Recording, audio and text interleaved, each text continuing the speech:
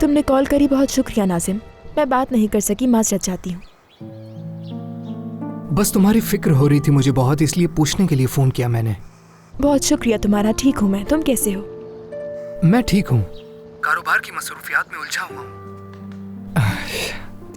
कभी कभी मेरा दिल चाहता है कि तुम्हारे साथ कॉफी पर चलूं और हम बातें करें, लेकिन हिम्मत नहीं हो पाती। जब चाहे मिल सकते हैं, ऐसा क्यों सोच रहे हो? क्या वाकई में? हाँ बिल्कुल। मुझे समझ में नहीं आया, इतना हैरान क्यों हुए तुम? हैरान इसलिए हो रहा हूँ कि मुझे लगता है कि अली ने शायद मेरे बारे में तुमसे बहुत बुरी बातें की होंगी। मैं कोई बच्ची नहीं हूँ जो अली की बातों में आ जाऊं। वैसे कॉल करने का शुक्रिया तुम्हारा। जब चाहे कॉल कर सकते हो मुझे।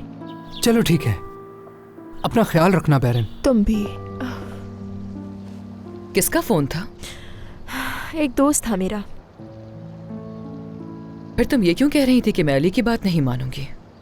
नाजिम अली को पहले से जानता है, लेकिन अली नाजिम को पसंद नहीं करता, इसीलिए नाजिम मुझसे बात करने में हिचकिचाता है। इसी बारे में बात हो रही थी हम दोनों की। वैसे अली को नाजिम क्यों नहीं पसंद? अम्मी, मुझे नहीं मालूम है।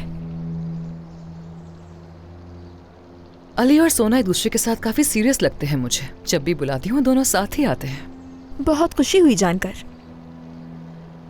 बस यही दुआ है कि अली सोना की कदर करे। बहुत अच्छी लड़की है। अम्मी, मैं उसे इतना नहीं जानती, इसलिए कोई राय कायम नहीं कर सकती। ये जरूर जानती हो कि वो पीठ पीछे बातें बनाने वाली है। हाँ जाहिर है वो और क्या करती, क्योंकि वो अली से मोहब्बत करती है और उसे खोना नहीं चाहती। हो सकता है कि उसे तुमसे जेलसी हो गई हो। तो आकर मुझसे बात करती। उसे इस तरह मेरे खिलाफ आपसे बात करने की क्या जरूरत थी? इससे क्या जाहिर होता है?